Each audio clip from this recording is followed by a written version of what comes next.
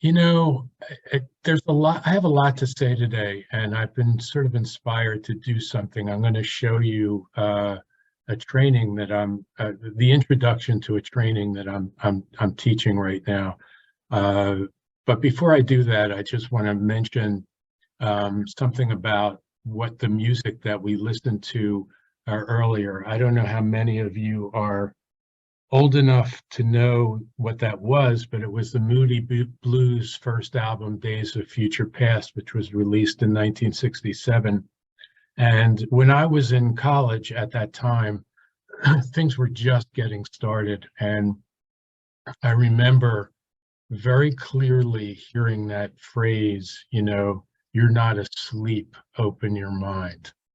And I remember then thinking, what does that mean? You're not asleep. I know I'm not asleep. I'm awake. What does he mean? I'm not asleep. And I was selecting what music I wanted to start this with, and it just came to me. Let's try that one. And I listened to it, and I hadn't listened to it for a long time, and I heard that line again. It was like, you're not asleep. Open your mind. And I was like, whoa! It's 50 something years later, and it's still meaningful in a lot of ways. And before I go into what I'm going to talk about today, I just want to bring this to two other points. And that is that once I had come across a line, I forget who said it, but it was like they say in consciousness that this is just a dream that we're in. This is just a dream. And somebody said, if this is just a dream, and it's this incredible and it's this beautiful, what must it be like to be awake? And to wrap up this point, I remember reading about Buddha and something he was out somewhere teaching. And, these teachers, they're not quite exactly like us, these masters or whatever. They have presence about them. And the Hindi term is darshan. You're in the presence of somebody who's realized, and it's a little bit different than the average everyday person. And somebody once came up to Buddha after one of his talks, and he was just blown out, and he just said, "What are you? What are you? Are you an angel? Are you some kind of a high being? Are you a god?" And Buddha said, "No, I'm not an angel. I'm not a high being. I'm not a god. I'm awake." And I was like, phew. Wow. So that was just something I wanted to say, because another thing that I had once read that really got me was somebody said, well, you've had a lot of dreams in your life. You've gone to sleep and you've had dreams.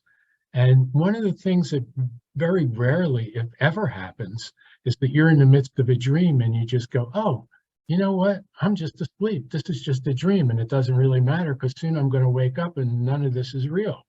That never occurs to us. We're not there in that dream state. So what does Buddha mean? I'm awake. What did this Moody Blues thing? You're not asleep. Open your mind. It's kind of a challenge. So I just wanted to start with that. Now, let me tell you a little bit about what we're going to do today. I have been involved for a long time in this work, a really long time.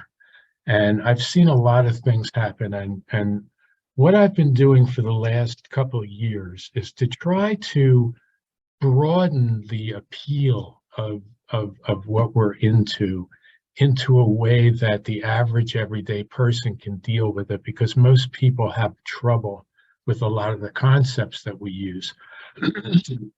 And recently, about I guess about 6 months ago, I was approached by someone who has a halfway house, and it's for drug addicts and alcoholics. And these are people who are at the very lowest rung of society's ladder. These are people that are found on the street. They're nearly OD'd. They've been in jail. They're just getting out of jail, and they come to this guy's place, and he rehabilitates them. And he said to me, can you come up with a training that we can teach these guys about how, because the mind is what did it to them, right? Can we teach them some things? Can we show them some things? And I said, yeah, okay, we can We can try to come up with something like that. And then he said, well, what I want you to do is I want you to train the trainers, because I'm not going to train. These people live there. This is a very tough situation. These guys, many of them don't make it. So a lot of them do. They're incredible, but some don't. And the trainers actually live in the facility. And so my mandate now is to train these trainers. And these people have no background in any of this stuff, okay? So I came up with a PowerPoint presentation that I'm giving to the trainers. And I thought it would be fun. It's only about, if I do it quickly, I can probably get it done in about 12 minutes, maybe it's 15. And I thought it might be fun to show it to you guys. You may feel that it's a little bit, rudimentary or basic or whatever, but it's got a lot to it. I packed in a lot of stuff, but did it in a way that would not be off-putting at all. Because, sometimes you're talking to people that are atheists. Sometimes you're talking to people that are born-again Christians and don't want to hear anything but that. Sometimes you have Muslim Islam people and Jews, and we have everybody there. So you got to skate around a little bit. So what I thought I'd do is run this slideshow for you and run it through, and then I think it'll give us some things to talk about afterwards. I think we get to have a chat. So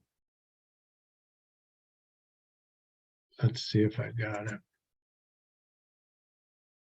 All right, do we have it?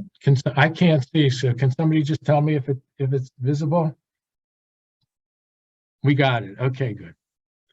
Okay, so now I'm gonna sort of present this to you as though I'm presenting it to the trainers. Okay, I'm talking to the people that are going to train these people, and we've got some simple meditations, we've got visualizations, but what I've had to do is I've had to change the wording of it. So, we don't call visualizations anymore in this thing. We call it lucid daydreaming. And, we don't call affirmations, we call it verbal cues. So I'm just going to run through this. I think you're going to enjoy it. And, again, this would be for the trainers, okay? So for many people, including those of us who are focused on personal growth, something subtle can happen with our intelligence that can become the primary roadblock to our progress. Now, of course, this isn't working. Let's see. There it goes. I'll go back a little bit. Okay. This primary roadblock is called self-sabotage, and this is a truly destructive state of mind that is enormously prevalent in today's confused world. Simply put, for a number of reasons, you subtly turn into your own worst enemy. That's what these guys are facing. They're their own worst enemy. And believe it or not, you become the primary cause of your own stagnation and inner pain. But happily, we have the innate ability to transform our self-sabotage into self-empowerment, and that changes everything. From there, you can transform obstacles and problems into growth opportunities. And instead of worry and fear, you can tap into your own resilient source of freedom, strength, and confidence. It's a whole new approach to being alive. And according to diverse sources, from ancient wisdom through to modern neuroscience, we each definitely have the ability to make this happen. Now listen to this. No matter who we are, no matter what has happened, and no matter what is happening now, we still have the power to transform our lives. We were born with it, and we still have it today. To dig into this a little bit, let's take a quick look at how our intelligence works. To do this, it's always a good idea to adopt what's called the beginner's mind. which just means you start out with a clean slate. We all know you've got to empty your cup before you can fill it. Now, in this regard, Thomas Edison, who was one of the greatest inventors of all time, said this. Get this, ready? We don't know a millionth of 1% about anything. Hearing that from someone like him always helps you keep an open mind. And when it comes to solving our problems and resolving our issues, it's critical that we allow our mind to expand into new territory. Albert Einstein, who knew a thing or two about our intelligence, said, no problem can be solved from the same level of consciousness that created it. And according to legendary psychologist Carl Jung, this is pretty deep, the greatest and most important problems in life can never be solved. They must be outgrown. So two of the greatest thinkers of the 20th century tell us that it's absolutely critical for us to evolve and grow. And fortunately, modern neuroscience teaches us that our brain has an amazing capacity for change. It's called plasticity, and it means something critical for us. And that is, just because your mind is in one place right now, it doesn't have to stay there. It is not stuck. You absolutely do have the ability to change it for the better, no matter where it is right now. So to begin with, let's step back a little bit and look at some basics about who we are. Human beings are just one of about 5 billion species that have evolved on Earth since life began. And of those 5 billion species, over 97% of them are extinct, finished, kaput, gone for good, not coming back. Which brings up an obvious question. Why not us? How were we able to survive? After all, we're actually pretty puny creatures, and we're very low on the natural food chain. We're not the biggest, we're not the strongest, we're not the fastest, we can't climb very high, and we can't fly at all. We should have never made it through the sheer brutality of survival of the fittest, and yet we did. It was a 1 in a billion shot, but we made it.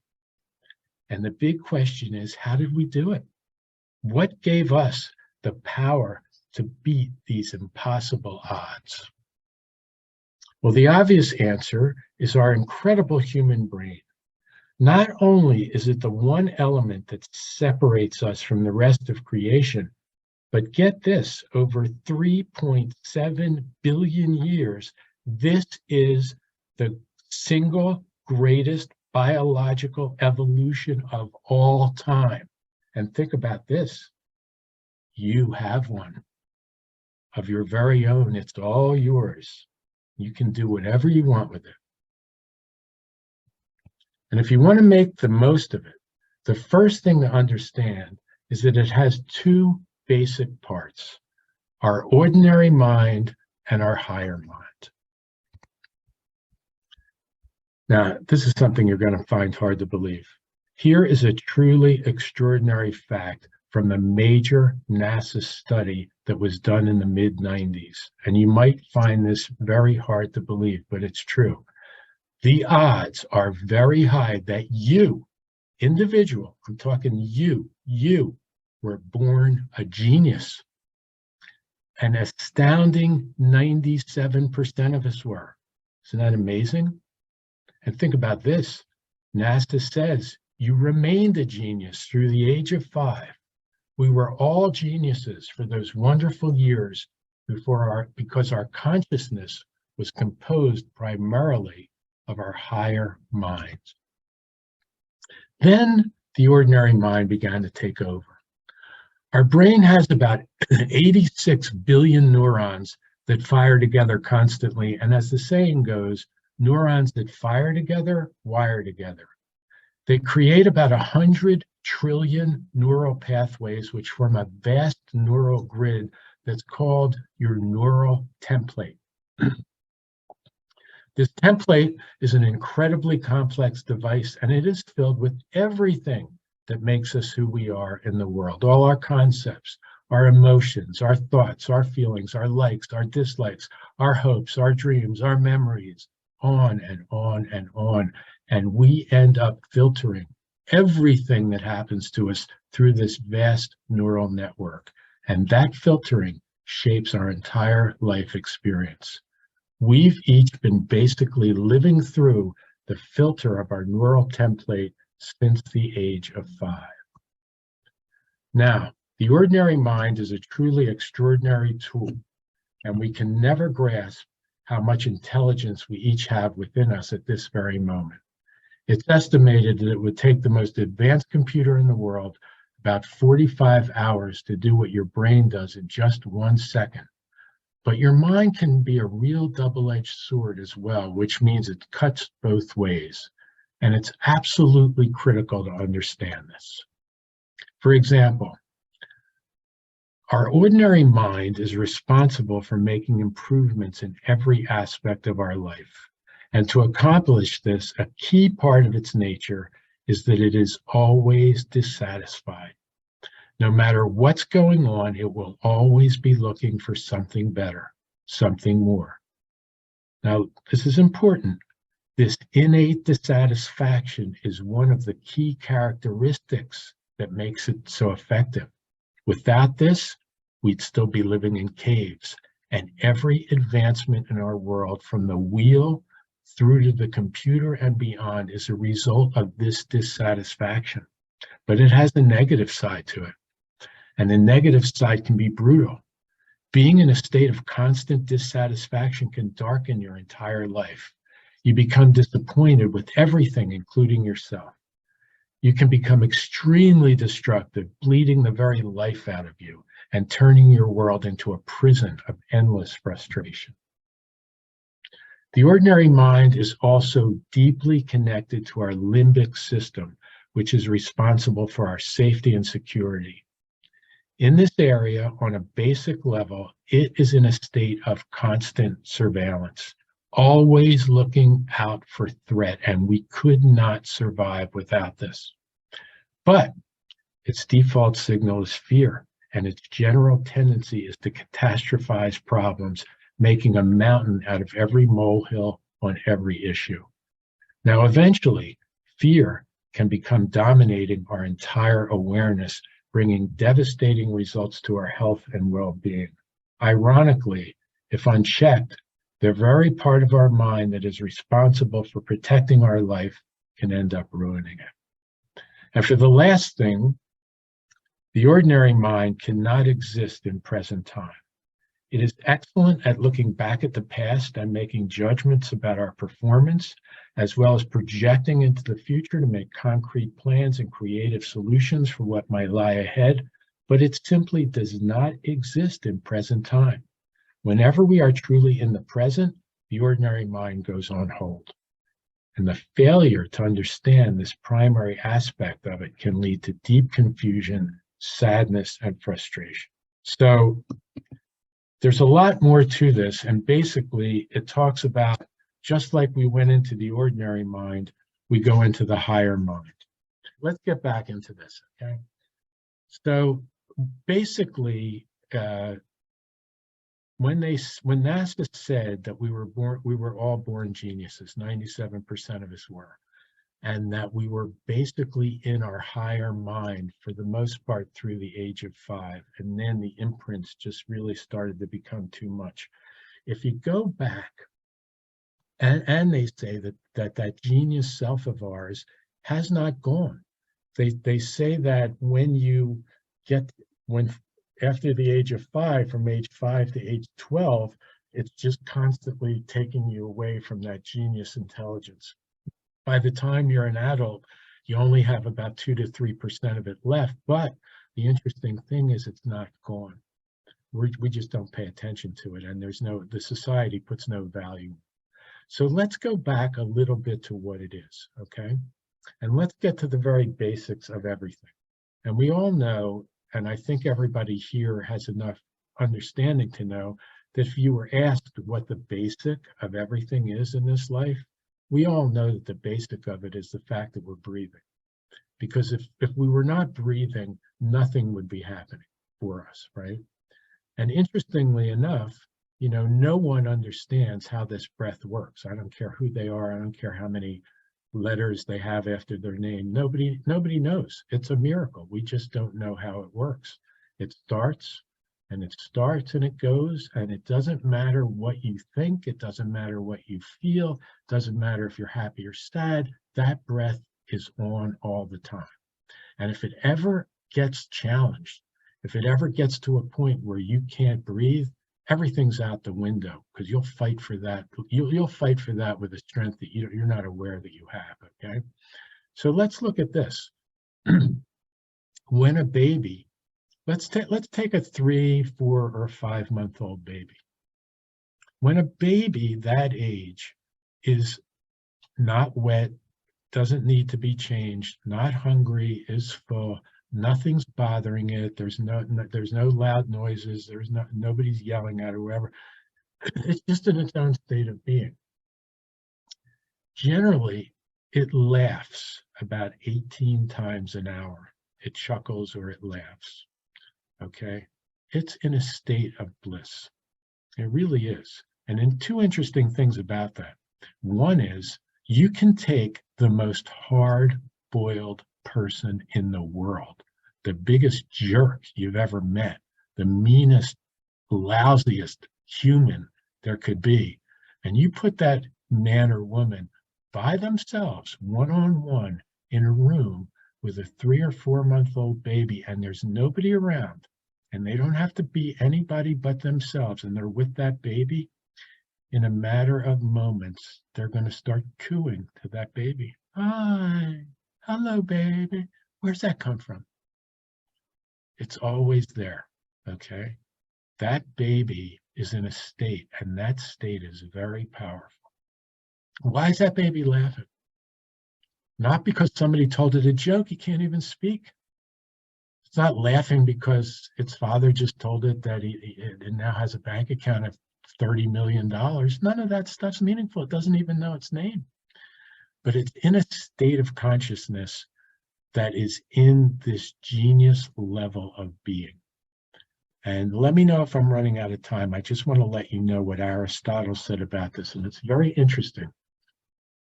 Aristotle called, basically what I talk about, I always say, I draw a lot from ancient wisdom. I've studied a lot of this stuff, okay? Been meditating for a really long time, read all this stuff, and I'm also fascinated about neuroscience. And I recommend to you guys some books by a guy named Rick Hanson. So anyway, he wrote a book called Buddha's Brain, which is all about the neuroscience. But Aristotle said this. He called this higher mind the good genius. And he said, when you prioritize, you can prioritize, this is where that slideshow was going, you can prioritize the good genius, the higher mind, and let it run the show, and let the ordinary mind get into its proper place, then everything works out fine. You just don't want this ordinary mind running the whole show. And Aristotle said that when you're in that state of the good genius in action, he called it the state of eudaimonia, which means the higher spirit. You are now a channel for the higher spirit. Your intelligence is working, everything is there, and what you do brings you immense joy. He called it eudaimonic pleasure. There's hedonic pleasure, which is normal pleasure. You eat a great meal, you get a massage, you see the sunset, you have the pleasure. But when you get inspired and when you're connected to the good genius, you're in the state of eudaimonia. You're blissed out, whatever you want to call it. Words don't matter. We all know that. Did I bring it in? Are we good?